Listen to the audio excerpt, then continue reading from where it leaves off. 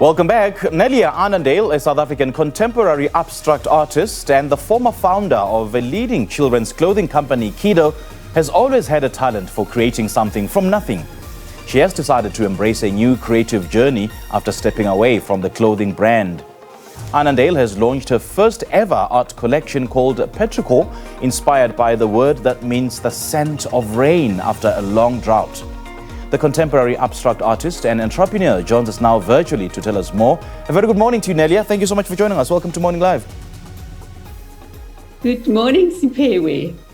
Very nice to be here. It's a pleasure being with you. Now, you were the founder of Keedo, the children clothing brand. So tell us a bit about your entrepreneurial background.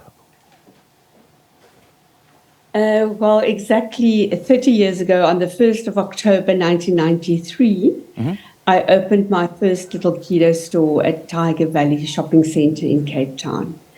And ever since then, manufacturing and retail was totally part of my life, in my blood, building a trusted brand that is respected for its quality, and especially for its sustainable way that we manufactured and job creation.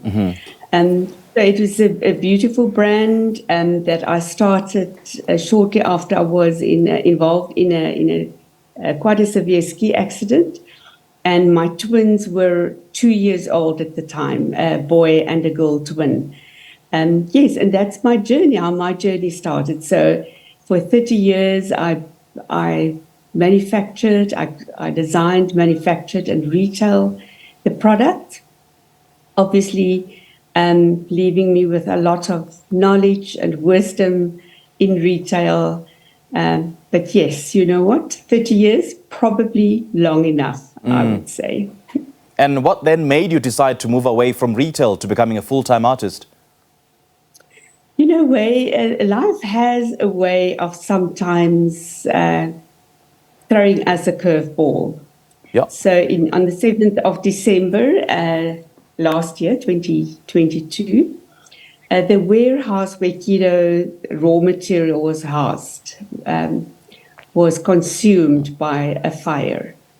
And a few days after the fire, I decided it's time to just go and have a look to see, the aftermath of the fire and what it looked like.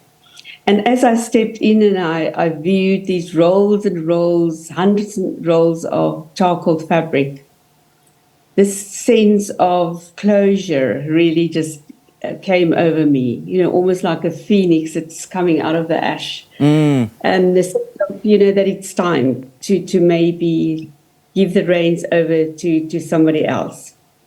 So yes, it was quite a process. And you know what, a process, when you lose something, you have to go through the whole process of mourning and dealing with it. And yes, you know what, I especially think of all the wonderful friendships that I made over 30 years. Some of the designers and people that worked for me started feeling like family, like my children. So it was quite a hard decision to pack up and let go. I quite like the analogy that you use of a phoenix rising from its ashes. And I suppose, it defines your artistic journey from that fire that happened. So would you say that fire triggered your inspiration for embarking on your artistic journey? Yes, as I say, it is a journey, your emotional journey that you absolutely have to go through step by step. And initially, I was very sad, but I was also very angry. It's a brand that was built over so many years, and for a fire to actually come and destroy, you feel angry, you feel laid down. And my first pieces, the work was very dark. I can maybe just mention that there was 3 categories eventually: fire, earth, and water. Water was the Petrichor part. So Wow. I started with the fire, and it was actually unbelievable to see how the healing started happening. Where initially the canvases were all black, very dark, charcoal, red, you could see the flames. And eventually how I started moving on in bringing out, the lighter hues. I could see how the healing was happening. And eventually, yes, the Petrichor range was the last bit of the range. It was beautiful, big pieces of work. And, when I think of Petrichor, maybe I could just mention I grew up on a farm. And farmers are always so dependent on rain. It is such a very important thing, for the rain to come after the winter or after a drought. And to me as a farm girl, it was just one of the highlights. So, very often you will smell the rain. You will have that sense of Petrichor, the smell of the rain, even before the rain started falling. And I remember me as a little girl opening my bedroom window, just having the smell, and then lying in my bed and listening to the clattering of the rain on the roof.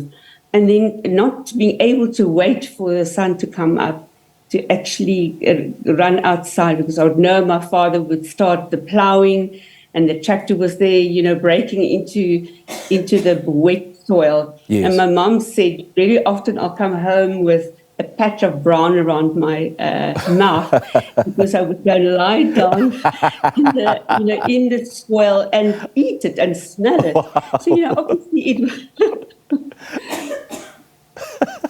Yeah, it was so Petrichor is a beautiful memory in my head. Yeah. It is for sure something that I associate with home. And my last paintings was under the Petrichor. It was when I could feel almost that sense of freedom. And you know what? I think if you are 30 years in a business and you are a manufacturer and you are a retailer, I also feel that my personal journey, my creative journey, there was just not time at the end of the day. You really, really neglect yourself. And this was just a time to be still and to go back to those beautiful gifts that God has given me, and really start painting again. Okay. Nelia, lovely chatting to you. I'm blown away by your story, and we certainly hope that your work is abstract enough for us to strike a particular resonance, in as much as your work is your personal story. Lovely chatting to you. Thank you so much for joining us.